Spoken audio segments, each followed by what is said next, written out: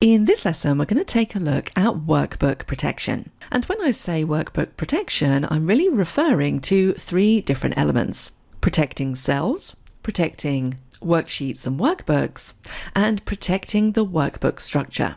Now, let's start out by discussing why we would want to protect a workbook. And if you're not familiar with protection, all that means is that we're locking this workbook down so that edits can't be made. For example, you can see in the spreadsheet just here, I have an example of an invoice.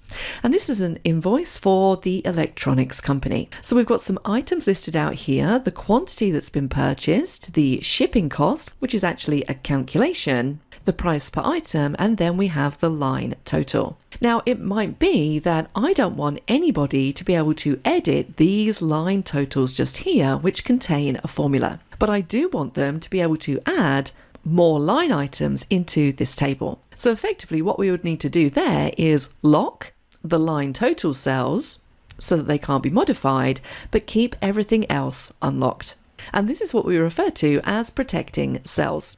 So let's take a look at that first of all. Now, for the example that we've just spoken about, there is one really important point you need to remember. When you're working in an Excel worksheet, every single cell is locked.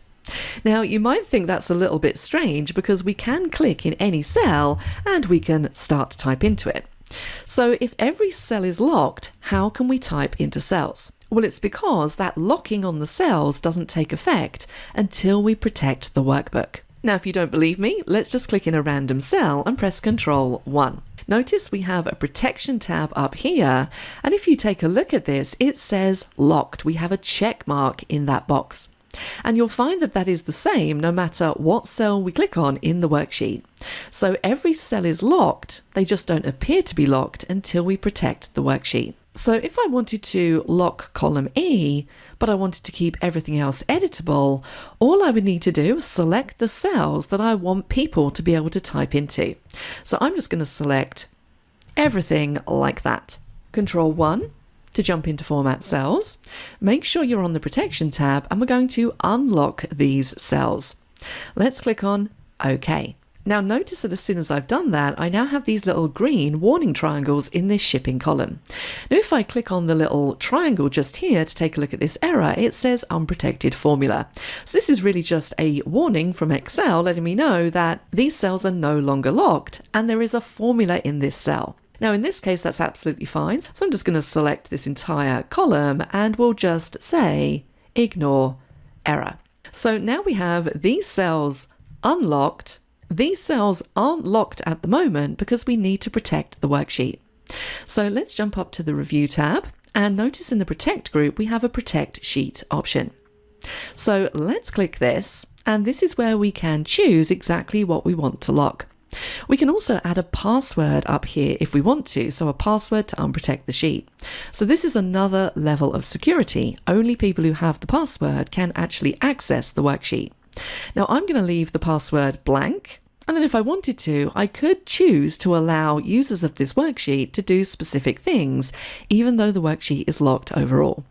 Now I'm going to keep the two default options selected, so even when this worksheet is protected, I'm still going to allow users to select locked cells. They won't be able to edit them, but they can click on them.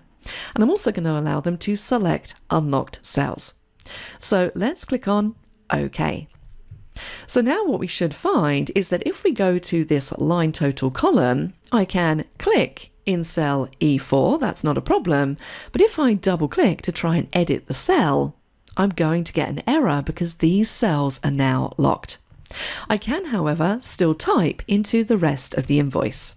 So that is how you can protect specific cells in a worksheet. Now, if you want to unprotect the worksheet, it's simply a case of going up to Unprotect Sheet, clicking it, and that worksheet is now unprotected, and we can edit every single cell in the worksheet. Now, the second option that you have is to protect the entire workbook.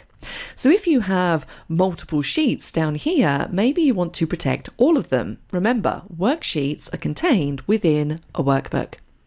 So we could click on the Protect Workbook button in the Protect group on the ribbon, and then we could enter a password.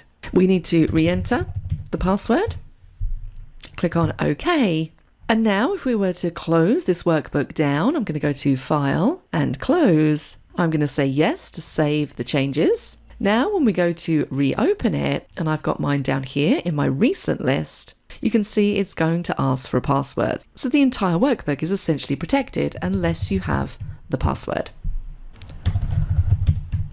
Like so. And of course, if we go back to the review tab, we can deselect protect workbook to unprotect it. Now, another thing that you may not have noticed when we clicked on protect workbook is that we had this option selected, protect workbook structure. So what exactly does that mean? Well, let's click on OK. We're not going to add a password this time. What that means is it's going to protect the actual structure of the workbook. So whether somebody can do things like add new worksheets or delete worksheets. Because I've now protected the workbook structure, if I right-click on the Invoice tab at the bottom, notice that most of the options in this right-click menu are grayed out. So I can't insert a new worksheet, I can't delete, I can't rename, I can't move or copy. So maybe you just want to lock that down and protect the structure and not lock anything else down.